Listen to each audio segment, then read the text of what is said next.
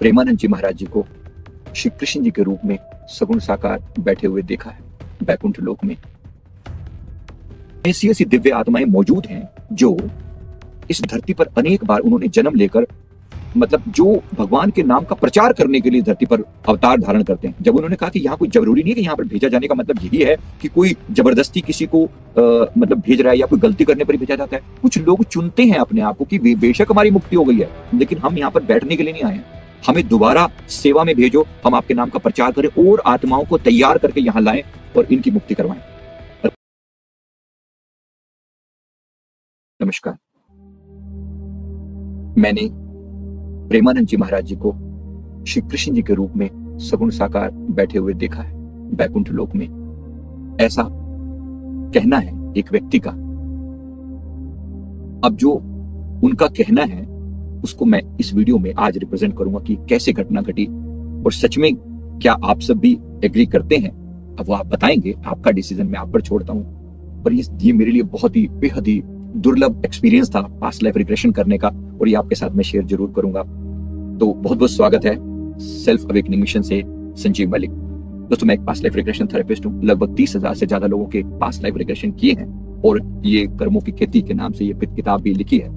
ये अमेज़न वगैरह पर अब उपलब्ध है, कृपया जरूर पढ़कर देखें अगर नहीं पढ़े तो। इसके अलावा 6 किताबें और भी हैं। तो उसमें जो विशेष रूप से मैंने जो पास्ट लाइफ की जो स्टडी करी है, अब इस व्यक्ति की जो मैं नाम बता रहा हूँ, इनका नाम मैं अभी के लिए राकेश जी इनको कहकर संबोधित करूंगा।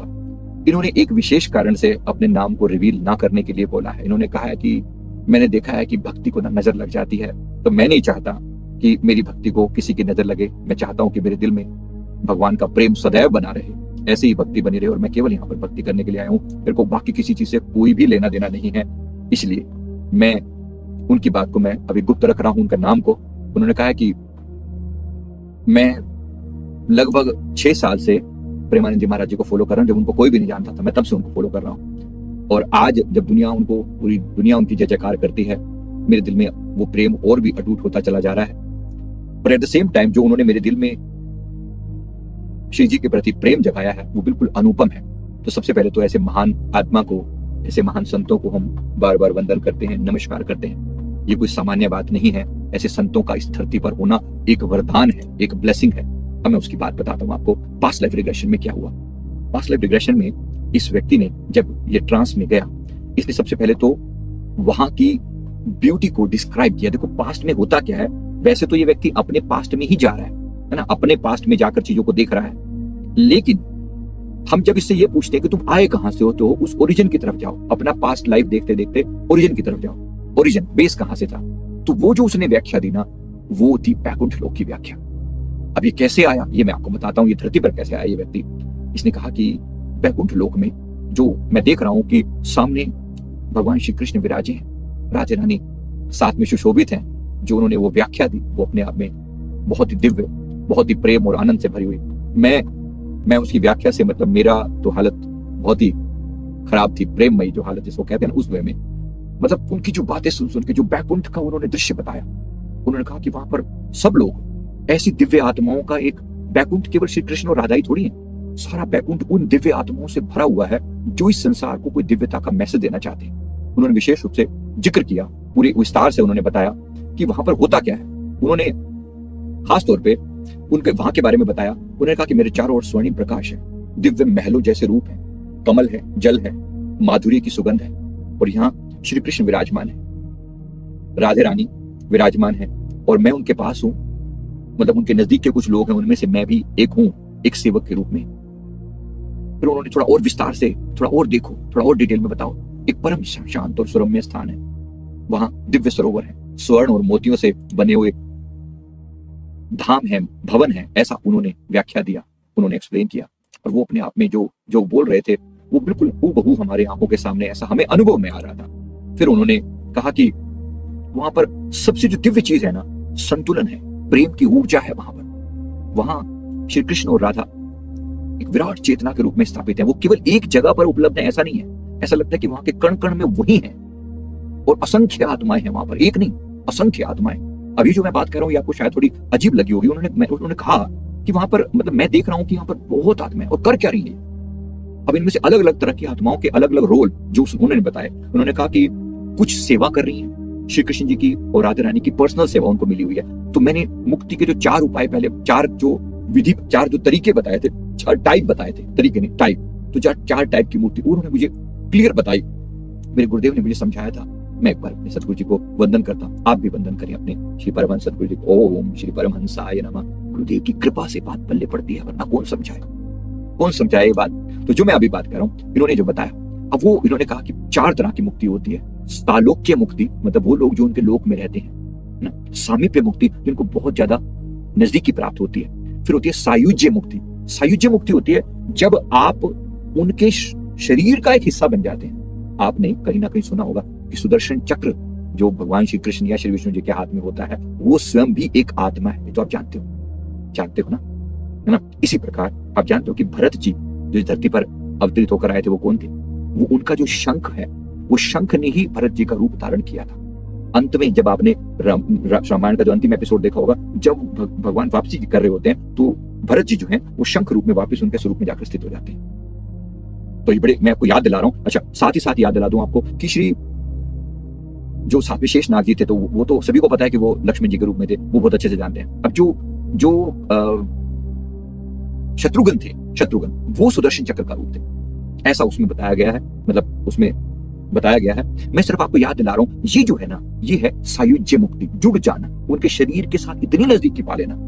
ये भी मुक्ति का एक टाइप। उन्होंने मुझे यही बताया कि ये जो मैं देख रहा हूं कि अनेक आत्माएं वहां पर लीन है, कुछ अलग अलग टाइप की भक्ति कर रही है। अच्छा, वहां पर कुछ लिखा भी जा रहा है, पद्य रचना की जा रही है, गद्य रचना की जा रही है, महिमा गाई जा रही है भगवान के अलग अलग रूपों में, अलग अलग तरह के वाद्य यंत्रों की भी, मतलब वहां पर सब भगवान को समर्पित वो सारी चीजें उन्होंने वहां बताई कि सब वहां पर चल रहा है। अच्छा, फिर एक चीज जो उन्होंने बड़ी विशेष जो बताई, उन्होंने कहा कि मैं देख रहा हूं यहाँ पर ऐसी ऐसी दिव्य आत्माएं मौजूद हैं जो इस धरती पर अनेक बार उन्होंने जन्म लेकर, मतलब जो भगवान के नाम का प्रचार करने के लिए धरती पर अवतार धारण करते हैं। जब उन्होंने ये बताया, ये बड़ी हमारे लिए विशेष थी, बहुत विशेष बात लगी।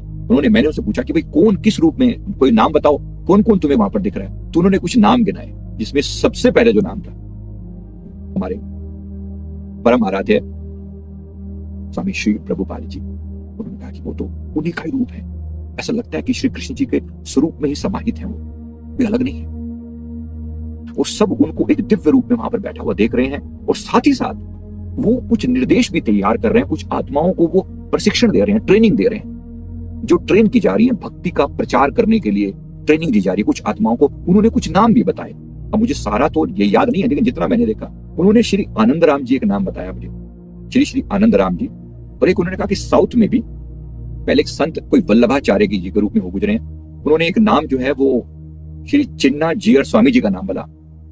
एक और नाम उन्होंने बोला कि श्री राधानाथ स्वामी, एक नाम जयदेव स्वामी, और एक निमाई जी, उनका नाम बताया। और मैंने नेट पे कुछ कुछ पार्ट तो ढूंढा, मतलब मुझे ढूंढने में मिले, और एक चीज उन्होंने बताई, पंडित श्री राम शर्मा आचार्य जी। मैं वहां पर मेरी सच में, मैं मतलब क्योंकि सच में पंडित श्री राम शर्मा आचार्य जी वहां पर एक आचार्य के रूप में बैठे, और वो कह रहे कि वहां पर भी यही चल रहा है, तैयारी चल रही है। किस प्रकार से इस धरती को, देखो श्री विष्णु जी का डिपार्टमेंट क्या है, श्री कृष्ण जी का डिपार्टमेंट क्या है? जगत को स्थिर रखना, जगत को धारण करना, जगत को का पोषण करना, है ना। जन्म वाला डिपार्टमेंट सारा ब्रह्मा जी का, पोषण का डिपार्टमेंट, नॉरिशमेंट का डिपार्टमेंट, सर्वाइवल का डिपार्टमेंट जो है श्री विष्णु जी का, भक्ति को फैलाना, आत्माओं को वैकुंठ आने के लिए प्रेरित करना, आत्माओं में भक्ति फैलाना, कल्याण करना। तो इस्कॉन के भी जो मैंने कुछ नाम बताया ना, ये सब भी नाम जो है इस्कॉन, ये भी कहीं ना कहीं उन्होंने कहा कि धरती पर हैं, या ये आ रहे हैं, या इनके नाम मुझे वहां पर फील हो रहा है कि ये वहां पर मौजूद है। अच्छा, फिर इस धरती पर ये भेजे क्यों जाते हैं? उन्होंने कहा कि यहाँ कोई जरूरी नहीं है कि यहाँ पर भेजा जाने का मतलब यही है कि कोई जबरदस्ती किसी को मतलब भेज रहा है, या कोई गलती करने पर ही भेजा जाता है। कुछ लोग चुनते हैं अपने आप को कि बेशक हमारी मुक्ति हो गई है, लेकिन हम यहाँ पर बैठने के लिए नहीं आए हैं, हमें दोबारा सेवा में भेजो, हम आपके नाम का प्रचार करें और आत्माओं को तैयार करके यहाँ लाएं और इनकी मुक्ति करवाएं और आपके श्री चरणों में उनको पहुंचाएं। ये भी एक ड्यूटी है। तो एक पूरा डिपार्टमेंट है जो इसी कम्युनिकेशन को संभाल रहा है। एक उनकी पर्सनल सेवा में कुछ लोग लगे, मैंने कहा ना, वो भी है। सायुज्य मुक्ति, सामीप्य मुक्ति, वो भी है ना। फिर ये जो है सालोक्य मुक्ति, ये भी है। अब यहाँ पर क्या हो रहा है, ये उनके धाम में वास कर रहे हैं और जगत के कल्याण हेतु प्रयास चल रहे हैं, अलग अलग तरह के प्रयास, नेगेटिव शक्तियों को कैसे कंट्रोल करना है। अब यहाँ से भगवान शिव लोक भी अलग नहीं है। उन्होंने कहा कि मैं वो नाम लेते हैं और शिव जी का स्वरूप मुझे दिखाई देने लग जाता है, मतलब यानी कि ये डिपार्टमेंट कहने को अलग अलग होकर भी सेम है, और उन्होंने बताया कि ये सब संत वहां मौजूद हैं और ये सब वहां पर ये सब कार्य कर रहे हैं, ये आचार्य मौजूद हैं, ये सब तैयारी कर रहे हैं इस धरती की दुखों को दूर करने के लिए जो भी उनसे पॉसिबल हो पाता है। फिर उन्होंने कहा कि यहाँ पर मतलब यहाँ पर संतुलन के बारे में कि बैलेंस धरती पर बना रहे, कोई कमी ना हो। और ये बोला जा रहा है कि ये सारी आत्माएं ये ओवरऑल जो है सेवा पर बेस्ड है। इनका सबसे बड़ा जो प्रिंसिपल है वो सेवा है, प्रेम है, सौंदर्य है और बैलेंस क्रिएट करना। फिर उन्होंने कहा कि अनंत अनंत ब्रह्मांड है, उन सबकी रचना को कंट्रोल किया जा रहा है, उसके लिए जो सटल मैकेनिज्म है उनको बनाया जा रहा है। वहां पर एक विशेष विशेष जो स्थान है वो जो है वो अलग अलग ब्रह्मांड है। खाली इतना ही नहीं कि इस धरती पर ही जीवन है, वहां के लिए भी भिन्न भिन्न आत्माएं अलग अलग युगों में अवतार धारण करवाने के लिए भेजी जाती हैं। हम सुनते हैं नाना भांति राम अवतारा, रामायण 7 कोटि अपारा। 7 करोड़ टाइप की रामायण रामचरितमानस में लिखा है, रामायण 7 कोटि अपारा, 7 करोड़ टाइप की रामायण। 7 कोटि भी कहने के लिए, अनंत कोटि मतलब इतनी टाइप की रचना अलग अलग ब्रह्मांडों में पैरेलल यूनिवर्स में हो रही है। मैं हैरान था सुन के कि क्या बात कर रहे हैं भाई। मेरे लिए प्रत्यक्ष वहां की इनपुट आना बहुत बड़ी बात है। मेरे गुरुदेव ने मुझे बहुत कुछ सिखाया, लेकिन वहां की प्रत्यक्ष इनपुट आना मेरे लिए बहुत बड़ी बात है। तो सबसे पहले जो उन्होंने संत जो विशेष रूप से उन्होंने प्रेमानंद जी महाराज जी के बारे में जो बताया, उन्होंने कहा कि वो तो एक ही रूप है, वो एक ही रूप है, वो फर्क नहीं है उनके अंदर। कभी वही रूप श्री कृष्ण जी में मर्ज हो जाता है, श्री जी में मर्ज हो जाता है, फिर वो अलग होकर भी अपने आप में इस धरती पर बैठे हुए दिखते हैं। कहते मैंने वहां पर ऐसा अजीब सा खेल देखा भाई, मैंने तो सीधी सीधी भाषा में नमस्कार ही कर लिया, है ना। कहने की बात है यहाँ पर कि किस प्रकार से ये जो उनका स्वरूप है भगवान का और अनंत अनंत रूपों में फैला हुआ है। मेरे लिए ये बहुत दिव्यता से भरी हुई घटना थी। ओवरऑल जो उन्होंने बताया, मैं उम्मीद करता हूँ आप सबने भी कहीं ना कहीं इंटरप्रेट किया, समझा, और जो आनंद आया हमें सुनकर। और ये जो रचना के बारे में उन्होंने बताया, उन्होंने ये भी बताया अलग अलग ब्रह्मांडों में भगवान के पैरेलल अवतार होते हैं। मतलब ऐसा नहीं है कि हमारी धरती जाकर पुकार कर रही है और बाकी धरतियां क्या कर रही हैं, बाकी धरतियों पे क्या चल रहा है। एक ही समय में अनेक अनेक जगहों पर अवतार होते हैं। अब मैं और डिटेल जानने की कोशिश कर रहा हूं। उन्होंने कहा कि कुछ बात मेरे समझ में आ रहा है, कुछ समझ में नहीं आ रहा कि वो क्या रहा है। मतलब ये अनंत रूपों में मैं देख रहा हूँ कि श्री विष्णु जी यहाँ भी हैं और श्री विष्णु जी का रूप में वो वहां भी स्थित हैं। फिर श्री कृष्ण जी का रूप यहाँ पर भी है और श्री कृष्ण जी का रूप अलग अलग अलग जगह पर दिखाई पड़ता है। और कभी कभी ऐसा लगता है जैसे जितनी भी आत्माएं हैं सब श्री कृष्ण जी का रूप हो गई हैं। ये जो उन्होंने वहां की जो डिटेल बताई मेरे लिए बड़ी मतलब कौतूहल से भरी थी, आश्चर्य से भरी थी। उन्होंने ये कहा कि लक्ष्मी जी श्री विष्णु जी का रूप ही लक्ष्मी मतलब श्री विष्णु जी का रूप ही श्री कृष्ण जी का रूप है। साथ ही साथ राधा रानी कभी कभी लक्ष्मी जी के रूप में दिखाई पड़ती हैं। इनके साथ साथ देवी तुलसी, गरुड़ जी और नारद जी भी वहां नजर आते हैं। फिर उन्होंने कहा कि कुछ आत्माओं को जो उनको मानव रूप में जन्म दिया जाना है, उनका वहां पर ट्रेनिंग सेंटर है। उन्हीं को डिवाइन सीड बोला जाता है। डिवाइन सीड वो है जो वहां से यहाँ भेजी जा रही है एक विशेष पर्पस के लिए। तो उन्होंने फिर मतलब एक तरीके से विष्णु चेतना से मैं उत्पन्न हूं। उन्होंने कहा कि फिर मुझे उन्होंने बताया कि मेरे को भी ऐसे ही एक पर्पस से भेजा गया है और मुझे कहा है कि तुमने गुप्त रहकर भक्ति करनी है कुछ समय के लिए। एक समय के बाद तुम पब्लिक के सामने आना और फिर खुल के प्रचार करना। अभी तुम भक्ति सीखो, अभी तुम भक्ति सीख रहे हो। तो फिर उन्होंने कहा कि मैं इस संसार में मैं एक समय में आकर प्रचार करूंगा, दया और धर्म का प्रचार करने की मुझे आज्ञा मिली है। मैं ओम नमः भगवते वासुदेवाय मंत्र का उच्चारण लोगों तक पहुंचाऊंगा, मंत्र के बारे में लोगों को बताऊंगा, कनेक्ट करूंगा लोगों को और वहां की मैं व्याख्या दूंगा कुछ समय के बाद। लेकिन अभी के लिए मुझे अपनी भक्ति गुप्त रखने के लिए बोला गया कुछ समय के लिए। कुछ समय के बाद जैसे समय चेंज होगा, वहां से निर्देश आएंगे तो मैं करूंगा, मैं आगे की बात बताऊंगा। तो हमें बड़ी खुशी हुई। मैं उम्मीद करता हूँ आपने भी जो समझा होगा वो अपने आप में काफी चीजें आपके समझ में आई होंगी। ये खेल ऐसा नहीं है कि यहीं पर आकर समाप्त हो रहा है। ये खेल ऐसा नहीं है कि बैकुंठ गए और उसके बाद वहां जाकर शून्य में खत्म हो गए। नहीं, खत्म नहीं हुए। ऐसा भी है कि कुछ आत्माएं जो जिन्हें जो है सारूप्य मुक्ति मिल जाती है, मतलब वो भगवान के रूप में मर्ज होकर फिर भगवान का रूप होगी, फिर उनमें और भगवान में डिफरेंशिएट करना पॉसिबल नहीं है। लेकिन भगवान उनसे लास्ट मोमेंट में मर्ज होने से पहले चॉइस पूछते हैं, क्या इसी रूप में मर्ज हो जाना चाहते हो सदा के लिए या सेवा करना चाहते हो। और फिर बहुत सी आत्माएं जब भगवान के समझाने पर वो सेवा वाला मार्ग चुनते हैं। भगवान ने कहा ये खेल तो चलता रहेगा, अगर तुम मर्ज ही हो गए तो फिर तो तुम्हारा बाकी का काम खत्म, मतलब बाकी तो चीजों से तुम बिल्कुल अलग हो जाओगे। लेकिन मेरे कहने पर जाओ इस धरती में प्यार बांटो, सेवा करो और आत्माओं को मुक्ति दिलवाओ, फिर वापस मेरे पास आ जाओ। ऐसा उनका कहना था। बड़ी खुशी क्योंकि ये डिपार्टमेंट मेरे सदगुरु जी ने मुझे ये समझाया। मेरे गुरुदेव बार बार मुझे ये बताते कि मुक्त होकर क्या करेगा, मुक्त होकर क्या करेगा, सेवा कर। मुझे बड़ा आनंद आता है इस बातों में सुन के। तो मैं धन्यवाद देता हूँ। और जो उन्होंने प्रेमानंद जी महाराज जी के बारे में बताया वो तो मैं तो ऐसे इनका फैन हूँ सदा से, लेकिन ये सुन के तो और इतना आनंद आया। नमन है प्रभु, नमन है आपके रूप को, कैसा मतलब दिव्यता से भरी हुई। मुझे तो इतना खुशी हुई। Thank you so very much. बहुत बहुत शुक्रिया। आप लोगों ने सपोर्ट कर रहे हैं। वीडियो को जरा लाइक कर दें, और बेल आइकन भी जरूर दबा देना, सारे नोटिफिकेशन ऑन कर देना। प्लीज कनेक्ट रहना। बहुत से लोग ऐसे पूरा वीडियो देख लेंगे, सब्सक्राइब नहीं करेंगे। प्लीज कनेक्ट, खुशी होगी। अगर आपको अच्छा लगा तो जरूर लोगों में शेयर भी करें। थैंक यू वेरी मच, बहुत बहुत शुक्रिया, बहुत बहुत शुक्रिया। Thank you very much. और भी इसी सीरीज में वीडियो चलेंगे। डिवाइन सीड संजीव मलिक के नाम से आप जरूर ढूंढते रहेगा। Thank you very much. नमस्कार।